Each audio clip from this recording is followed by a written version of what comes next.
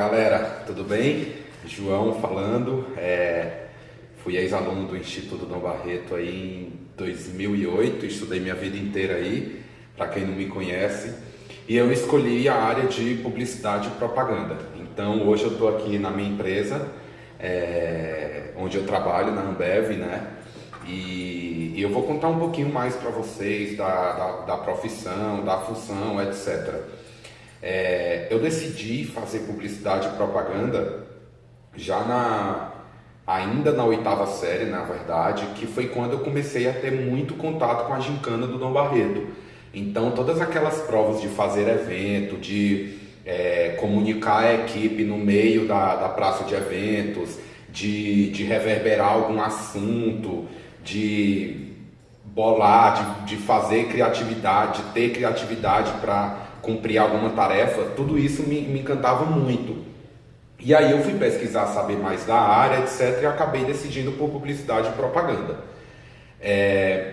Em publicidade e propaganda, ao contrário do que muitos pensam, a gente não só cria. Então, nossa vida não é criar propaganda. Pelo contrário, é muito além disso. O mundo de publicidade e propaganda ele é muito amplo. Eu vou contar um pouquinho para vocês os dois caminhos mais comuns da área, tá? E aí fico aberto a dúvidas também. O que vocês quiserem falar, podem me mandar um e-mail que eu respondo prontamente. Basicamente, a área tem duas grandes vertentes. Então, é você ir para uma agência de propaganda. Então, numa agência de propaganda, você pode ser um atendimento que você tem um contato com o cliente. Então, o cliente fala: João, meu plano é fazer isso, isso e isso. Como que nós podemos fazer? Então, o atendimento da agência é esse cara que é a ponte entre a agência de propaganda e o cliente. O cliente que eu falo é um anunciante. Então, eu quero anunciar, eu falo com a minha agência por meio do atendimento da agência.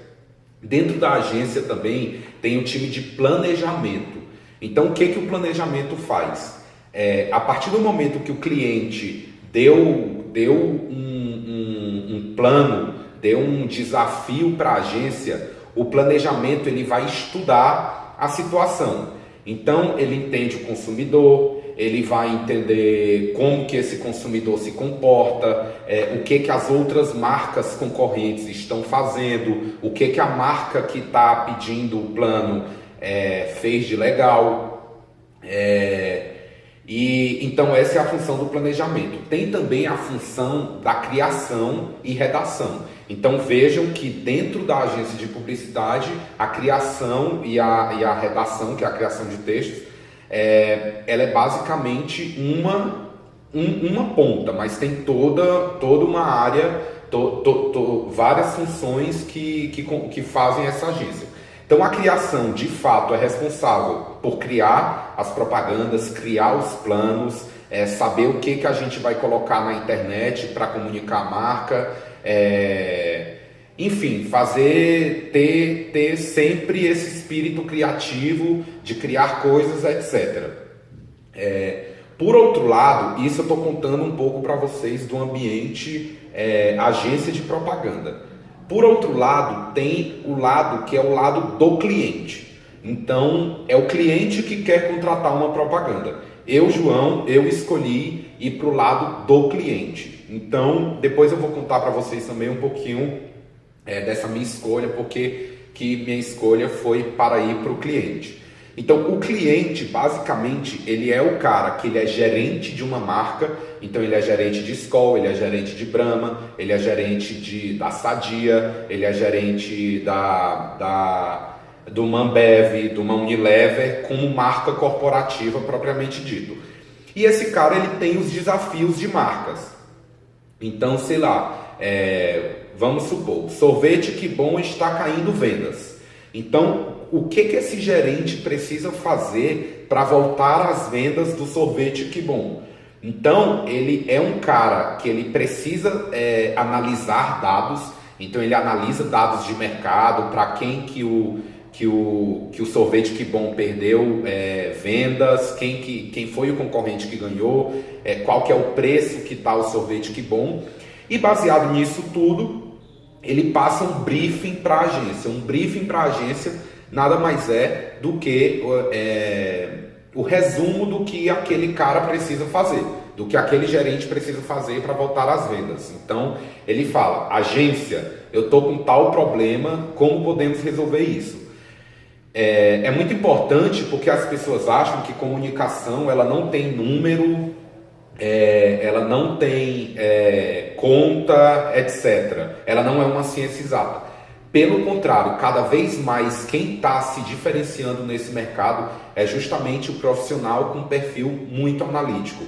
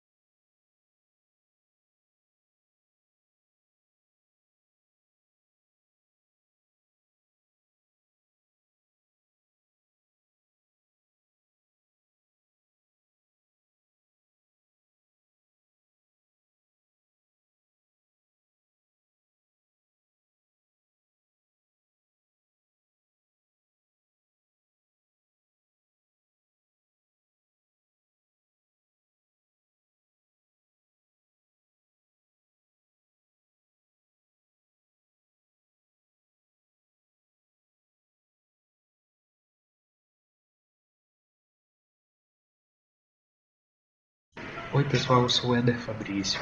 Eu estudei no Dom Barreto, no ensino médio, entre 1992 e 1994.